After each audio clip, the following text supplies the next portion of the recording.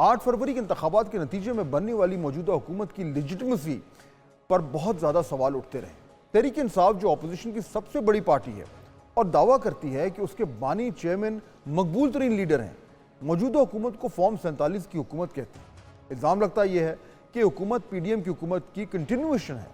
Election سے پہلے ہی فیصلہ کر لیا گیا تھا کہ نئی حکومت کی فارمیشن کیا ہوگی، اور یہ بھی الزام لگتا ہے کہ چیف جسٹس قاضی فائز عیسیٰ کا مشہور زمانہ 13 جنوری کا پی ٹی آئی سے بلہ چھیننے والا فیصلہ بھی اسی سلسلے کی کڑی تھی، جبکہ کچھ قانونی ماہرین ایسا نہیں سمجھتے۔ اس فیصلے کے بعد الیکشن کمیشن نے تحریک انصاف سے انتخابی نشان بلہ واپس لے لیا۔ یوں پی ٹی آئی کے ووٹ بینک پر جیتنے والے تمام امیدواران جو ہیں وہ آزاد ہو گئے، اور مخصوص نشستیں پی ٹی آئی کو ملیں گی یا نہیں ایک نیا کٹا کھل گیا جو آج تک بند نہیں کیا۔ جسٹس قاضی فائز عیسیٰ کے اور بھی بہت سے ایسے فیصلے ہیں جن کا ابھی میں اپنے پروگرام میں ذکر کروں گا، جس سے تنقید کرنے والے یہ تاثر لیتے ہیں کہ ان فیصلوں کی بینیفیشری حکومت تھی اور جسٹس قاضی فائز عیسیٰ کو سسٹم کی گارنٹی تصور کیا جاتا رہا۔ ناظرین، اس بات میں کتنا وزن ہے، اور یہ بھی کہ ہے یا نہیں۔ آج چیئرمین پاکستان پیپلز پارٹی بلاول بھٹو نے بی بی سی کو ایک انٹرویو دیتے ہوئے ایک انتہائی اہم بات کی۔ وہ کہتے ہیں کہ جسٹس قاضی فائز عیسیٰ کے بغیر 26ویں آئینی ترمیم ممکن ہی نہیں تھی۔ بلاول بھٹو بڑے ہی واضح الفاظ میں یہ بتا رہے ہیں کہ اتنا بڑا کام کسی اور چیف جسٹس کی موجودگی میں ممکن ہی نہیں تھا۔ یہاں بڑے کام سے مراد آئینی ترمیم کا پاس کروانا ہے۔ پہلی بار بلاول بھٹو کی قد کی شخصیت نے یہ اعتراف کیا ہے کہ انہیں چیف جسٹس قاضی فائز عیسیٰ کی موجودگی میں ترمیم لانے کا موقع ملا۔ بلاول بھٹو کے مطابق پاکستان کی عدالتی تاریخ میں صرف ایک شخص جو ہماری پوری تاریخ میں پارلیمنٹ کی اطاعت کرنے اور آئین کی پیروی کرنے کے لیے تیار تھا، چاہے یہ اس کی ذاتی طاقت کی قیمت پر ہی کیوں نہ ہو۔ لہٰذا ہمارے پاس ایک موقع تھا، ہمارے پاس ایک چیف جسٹس تھا جو اپنے ساتھی ججوں کے دباؤ کا مقابلہ کر سکتا تھا، جو شاید اسے بھڑکانے کی کوشش کرتے کہ یہ معاملہ نہیں بلکہ آپ کا معاملہ نہیں بلکہ ججوں کی طاقت کا سوال ہے۔ ہمارے پاس وہ موقع تھا جب ہمارے پاس ایک ایسا شخص تھا جو ہماری کوششوں کو کمزور نہ کرتا۔ ناظرین، چونکہ پہلے آئینی مسودے میں آئینی بینچ کی جگہ آئینی عدالت کے قیام کی بات تھی جو فائنل مسودے میں ڈراپ کر دی گئی تھی، مسلم لیگ نون بھی آئینی عدالت ہی کے حق میں تھی۔ ججز کی عمر بڑھا کر 68 سال کر دینے کی بات تھی۔ یوں پہلی آئینی عدالت کے سربراہ بھی چیف جسٹس قاضی فائز عیسیٰ ہو سکتے تھے۔ اس کے بالکل برعکس پی ٹی آئی کے پورے ٹینیور میں قاضی فائز عیسیٰ کے فیصلوں کے خلاف جو ہے وہ بات پی ٹی آئی کرتی رہی۔ سی جے قاضی فائز عیسیٰ صاحب نے انہوں نے جو کل کا ڈیسیجن کیا تھا، میں نے کل بھی ایک ٹی وی پروگرام پہ کہا تھا، توقع یہی تھی جاتے جاتے ضرور کوئی گند کریں گے، پر ابھی ان کا ٹائم ہوا چاہتا ہے کہ وہ گھر میں بیٹھ کے کافی اور ڈونٹس کھائیں۔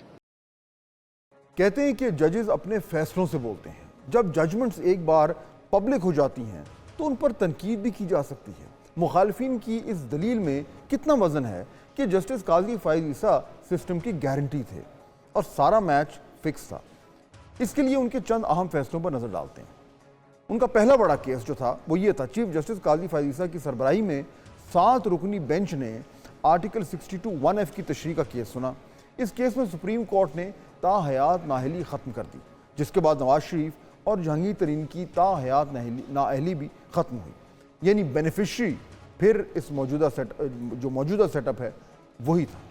دوسرا بڑا کیس 13 جنوری 2024 کو قاضی فائز عیسیٰ کی سربراہی میں 3 رکنی بینچ نے P T I intra party انتخابات کے خلاف درخواست پر سماعت کی۔ بینچ نے متفقہ طور پر پارٹی انتخابات کالعدم قرار دیے، جس کے نتیجے میں پی ٹی آئی کو بلے کے نشان سے محروم کر دیا گیا۔ یوں ایک بڑی پارٹی کو بغیر ہتھیار کے میدان میں اتار دیا گیا، جس کا گلہ تحریک انصاف آج تک کرتی نظر آ رہی ہے۔ تیسرا بڑا کیس، چیف جسٹس قاضی فائز عیسیٰ نے 30 ستمبر 2024 کو لاہور ہائی کورٹ کے فیصلے کے خلاف الیکشن کمیشن کی اپیل منظور کی۔ لاہور ہائی کورٹ نے 8 الیکشن ٹریبیونل تشکیل دینے کا فیصلہ دیا تھا۔ الیکشن کمیشن نے درخواست میں یہ موقف اپنایا تھا کہ الیکشن ٹریبیونلز کی تشکیل الیکشن کمیشن کا اختیار ہے۔ چوتھا بڑا کیس، آرٹیکل 63(a) کی تشریح 8 اکتوبر 2024 کو چیف جسٹس پاکستان قاضی فائز عیسیٰ کی سربراہی میں 5 رکنی لارجر بینچ نے آئین کے آرٹیکل 63A کی تشریح سے متعلق نظر ثانی اپیلوں پر فیصلہ سنایا۔ عدالت نے 63A کی تشریح کالعدم قرار دی اور منحرف اراکین کے ووٹ شمار ہونے کا عمل بحال ہوا۔ اس فیصلے پر ایک تنقید یہ سامنے آئی کہ اس فیصلے نے آئینی ترامیم کے لیے راہ ہموار کر دی، اور بعد میں ہم نے دیکھا کہ ترمیم پاس کروانے کے لیے اراکین نے پارٹی سے انحراف بھی کیا، یعنی تنقید میں جان موجود ہے۔ ایک کرٹیسزم اور بھی ہے کہ جب پریکٹس اینڈ پروسیجر ایکٹ میں ترمیم کے بعد چیف جسٹس نے اپنے اختیارات باقی دو سینئر ججز کے ساتھ شیئر کر لیے تھے، تو حکومتی آرڈننس آ جانے کے بعد کیوں جسٹس منیب کو کمیٹی سے آؤٹ کیا اور جسٹس امین الدین کو شامل کر کے مرضی کے بینچز بنا لیے گئے؟ اسی وجہ سے جسٹس منصور علی شاہ اس کمیٹی میں نہ بیٹھے، اور آج بھی اس حوالے سے ان کا ایک قاضی صاحب کو خط سامنے آیا جو انہوں نے لکھا ہے۔ اس میں وہ لکھتے ہیں کہ ترمیمی آرڈننس پر فل کورٹ بیٹھنے تک خصوصی بینچز کا حصہ نہیں بنیں گے، وہ تب تک صرف ریگولر بینچز میں عوامی مفاد کی خاطر مقدمات کی سماعت کریں گے۔ یہاں انہوں نے ایک بٹوین دا لائنز بھی بات کر دی۔ انہوں نے کہا کہ ہم اقتدار میں رہتے ہوئے اکثر بھول جاتے ہیں کہ اس ملک کے لوگ ہمارے اعمال کو دیکھ رہے ہیں، تاریخ کبھی معاف نہیں کرے گی۔ اس خط کا متن بتاتا ہے کہ سب اچھا نہیں ہے۔ قاضی صاحب کا آج سپریم کورٹ میں لاسٹ ورکنگ ڈے تھا، ایک عدالتی عہد ختم، دوسرا طلوع ہو رہا ہے۔ جسٹس یحییٰ افریدی کا چیف جسٹس بننے کے بعد ایک خیال کیا جا رہا ہے کہ شاید وہ سپر سیڈ ہونے والے جسٹس منصور علی شاہ اور جسٹس منیب اختر اپنے مستقبل کا کوئی فیصلہ کریں، لیکن فی الحال ایسی کوئی بات سامنے نہیں آئی۔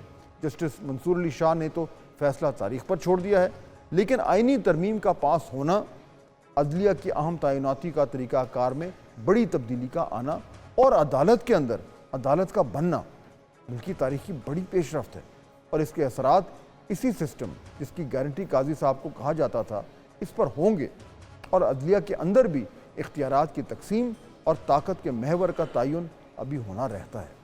یعنی پکچر ابھی باقی ہے، کیونکہ یہ دیکھنا ہوگا کہ اب نظام کی گارنٹی کون ہے؟